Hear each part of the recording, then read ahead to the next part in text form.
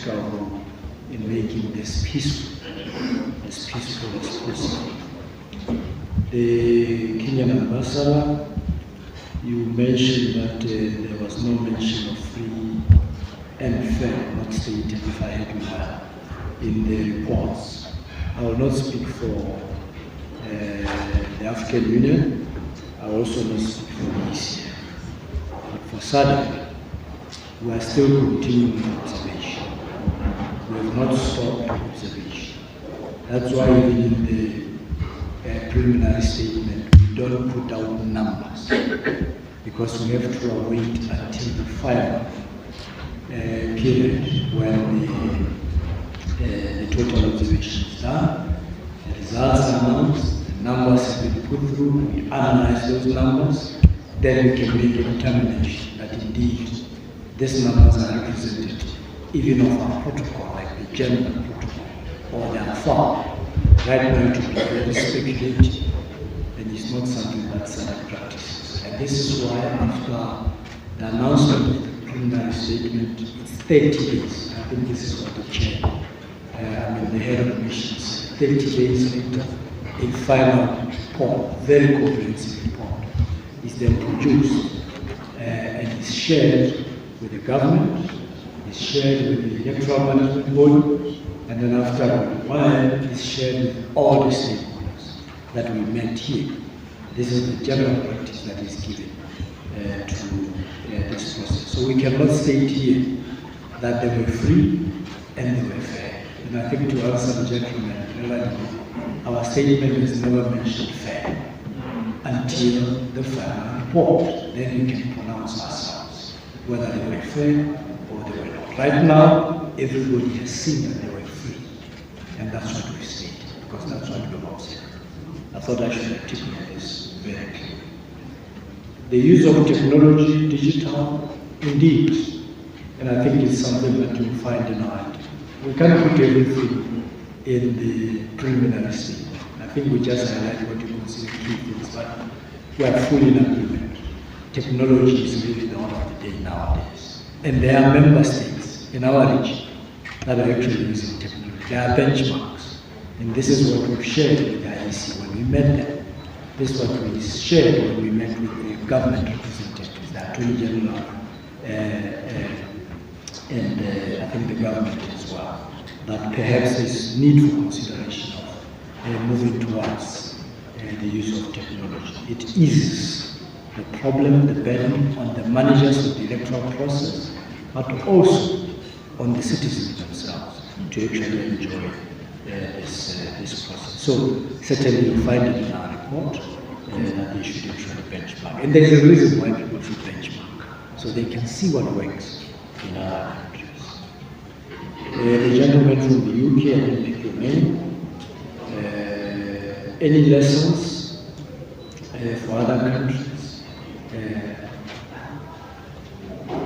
Yes, I think Botswana has been, and I think everybody knows this, has been a benchmark, if I can put it that way, on the process of elections. It is not foolproof, it was not perhaps other things, as the gentleman has said, but in terms of running an election and conducting democracy, Botswana has been that country. In terms of peaceful, I think maybe there are lessons to be learned about how political parties behave and relate to each other. At the end of it all, they can stand in front of Freedom Square, even cousins, Freedom Square, and talk opposing ideologies. When they finish, they go and drink together. You find them at a funeral, at a wedding, or wherever, it's a social event, together. They are not enemies. And this has been the practice and the culture of Botswana. And there are people here who have been a part of that. I think that's one lesson that other countries could learn. But it doesn't mean that we have different political views, then we become enemies. We remain civil, and we continue to do what is required. And we articulate our issues. And it also doesn't mean that we have to become emotional. Just convince people. And if they are convinced, they will follow you. If they are not, they will not. So maybe that's the biggest lesson. And I think with what the president just did this morning, it's another lesson. that when you see that things have not gone your way, you actually come forward and you put out a statement like he has done.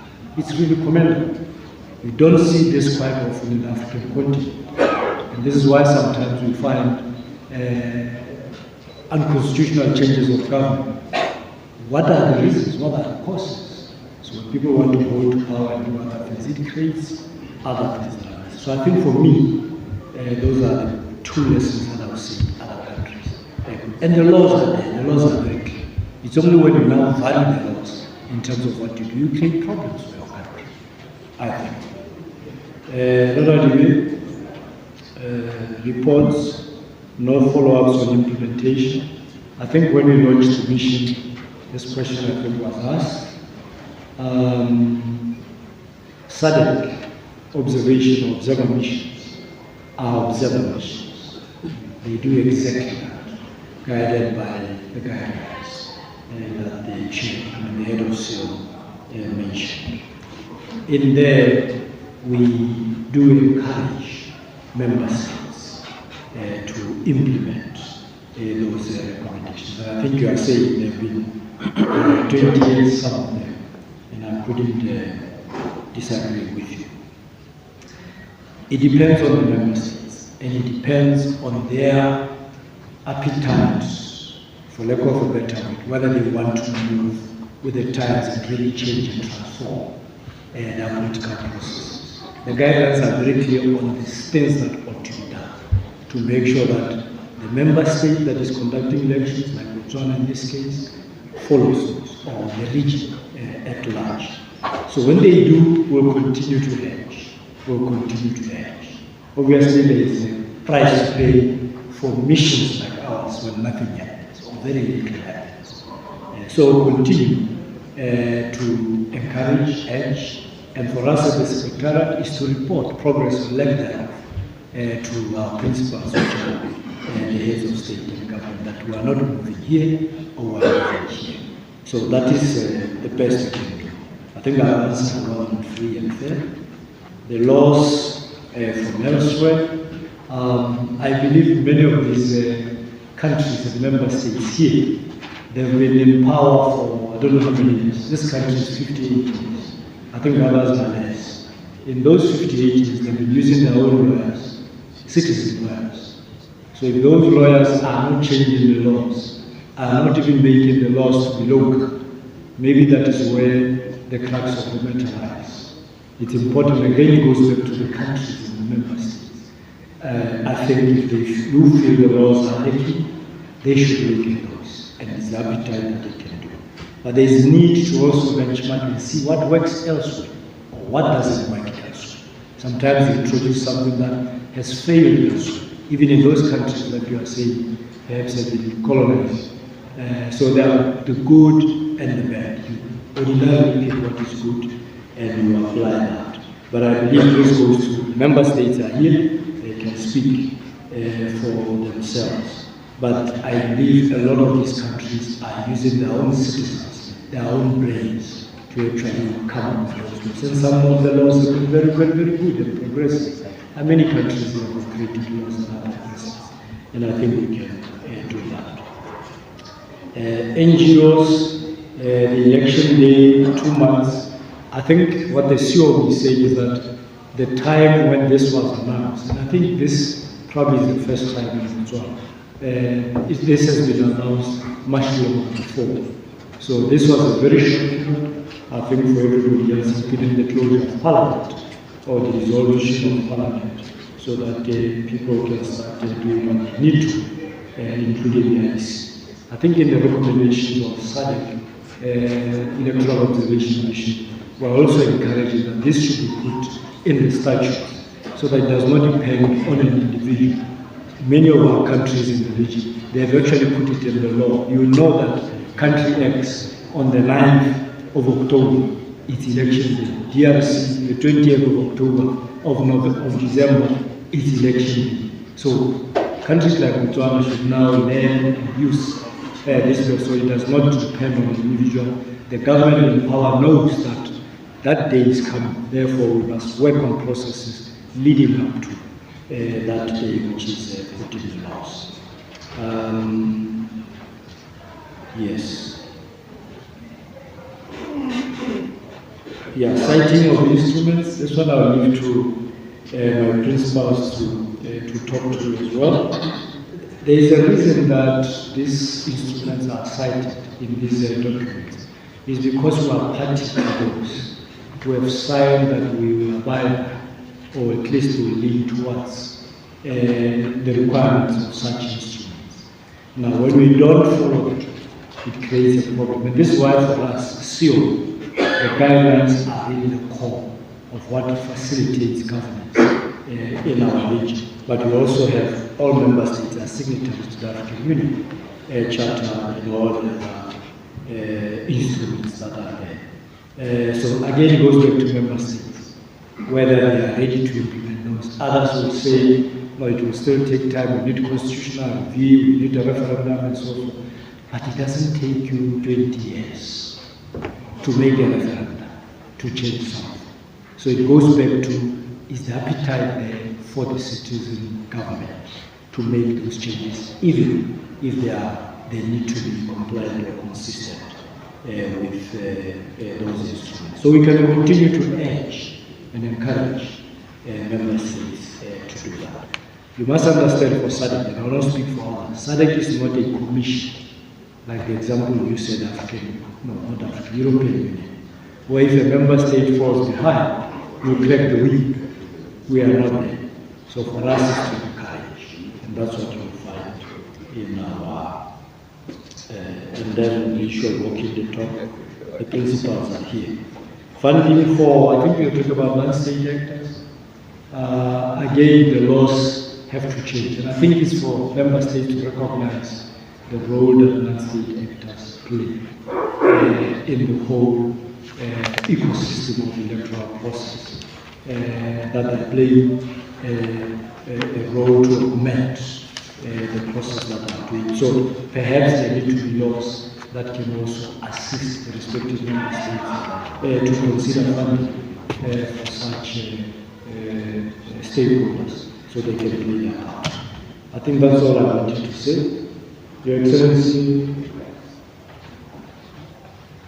I think President Jonathan wants to make comments. Let me stop you. For us who made the presentation, it shows that people who are following up our conversation, and we have to appreciate you that much. The Executive Secretary of SADC, His Excellency Elias Magosi, has said it all, so there is nothing really to have to commend him for really touching all the issues raised. Some of them were not really very clear to me because of the microphone, so I may not say much. But the first person who stood up really also commended the country for a successful election, which we are happy with that.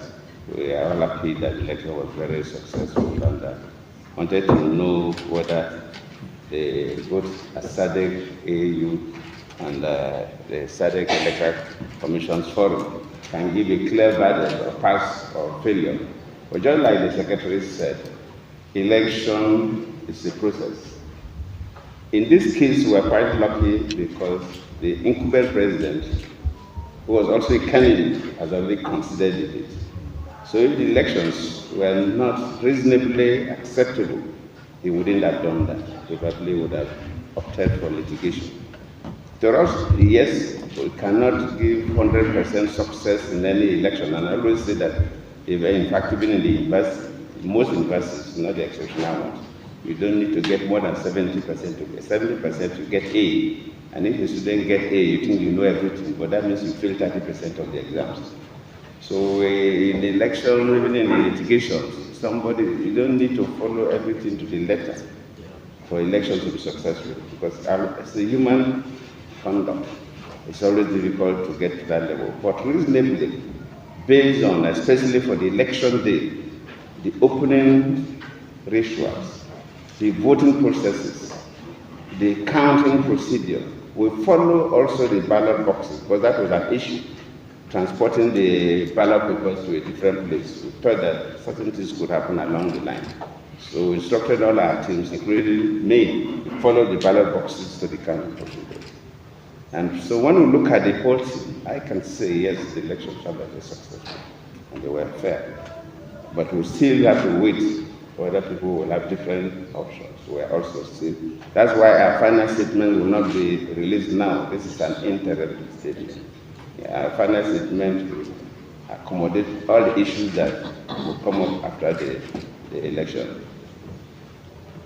Also, you make reference to the issue of technology that I mentioned.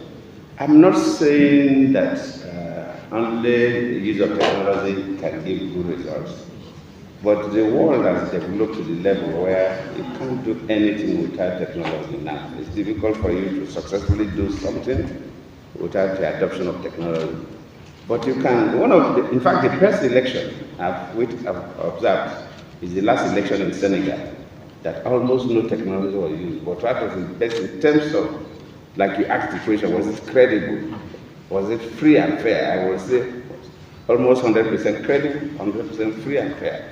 Because everybody involved in that election wanted to do what is right. And that is what I also observed in Botswana here. It is citizens that create problems. But when every citizen, whether the electoral management body, whether the security, whether the voters themselves who belong to political organization, decide to do what is right, the elections will be free and fair. And that's what I observed in Botswana on the 30th, just like I observed in Senegal. But we need technology, especially to process registration of voters and accrediting voters.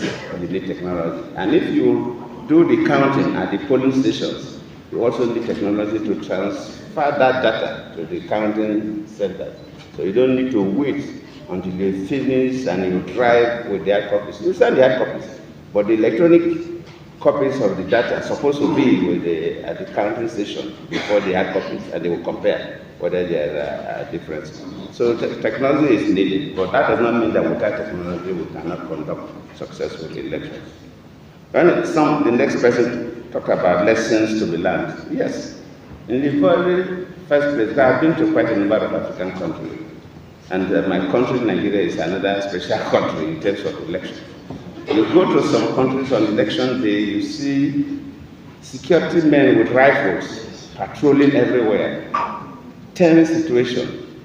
In fact, in Nigeria, we restrict movement because of insecurity during the election. But here, though it was a public holiday, but people move freely, no restriction. And even the security operatives that participated in elections were not bearing weapons. So we have a lot to learn from it. The peaceful nature of the election, the peaceful nature of the people, the willingness of citizens of Botswana to do what is right is what other African countries should learn. And most especially for the sitting president to look at the issues and say, I've congratulated the winner. These are flash points that we have to celebrate.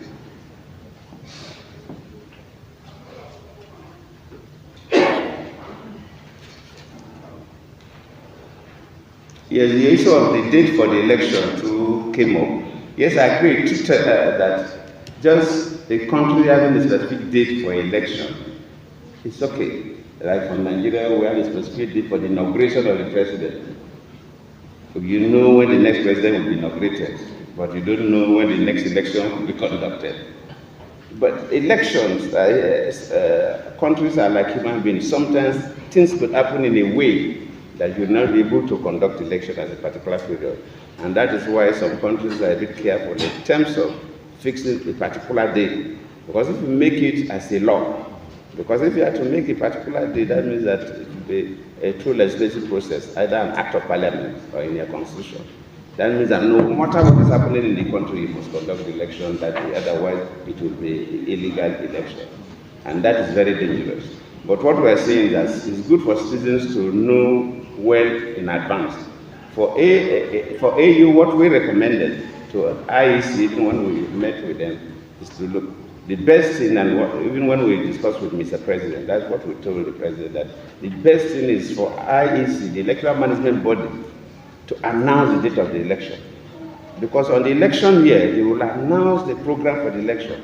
When political parties will do their nominations and get their candidate, when parties will start campaigning in some countries, when primaries will be done, and when the elections will take place.